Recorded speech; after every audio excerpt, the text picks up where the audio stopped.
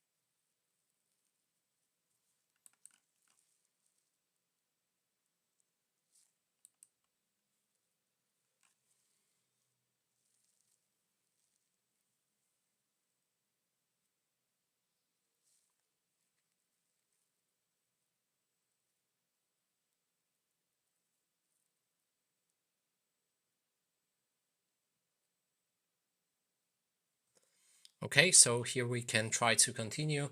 And as you can see, there's a error. We cannot play the game offline.